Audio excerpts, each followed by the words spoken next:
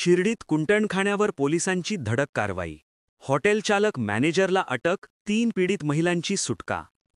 शिर्डीच्या हॉटेल साई सहारा पिंपळवाडी रोड येथील कुंटणखाण्यावर श्रीरामपूर अपर पोलीस अधीक्षक कार्यालयाच्या पथकाने मंगळवार दिनांक 19 नोव्हेंबर रोजी मोठी कारवाई केली.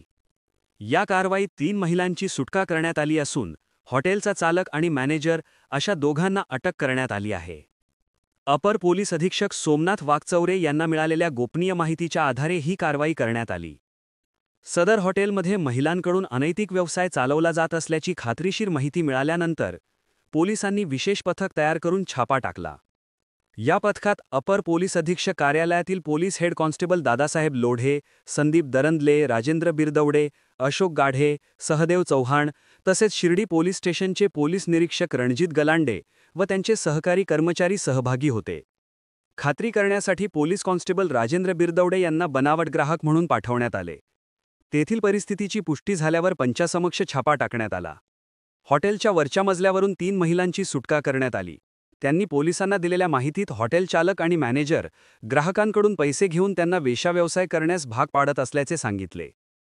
या कारवाईत हॉटेल चालक गणेश सीताराम कानडे वय 41 राहणार लक्ष्मीनगर शिर्डी आणि मॅनेजर अमोल भीमा भोसले वय 24 राहणार श्रीरामनगर शिर्डी यांना ताब्यात घेण्यात आले. त्यांच्याविरोधात शिर्डी पोलीस स्टेशनमध्ये गु नंबर 994/2025 अन्वये स्त्रिया व मुलींच्या अनैतिक व्यापार प्रतिबंधक कायदा 1956 चे कलम 3, 4, 5, 7, 8 प्रमाणे गुन्हा दाखल करण्यात आला आहे. पुढील तपास पोलीस निरीक्षक रणजित गलांडे यांच्या मार्गदर्शनाखाली सुरू आहे.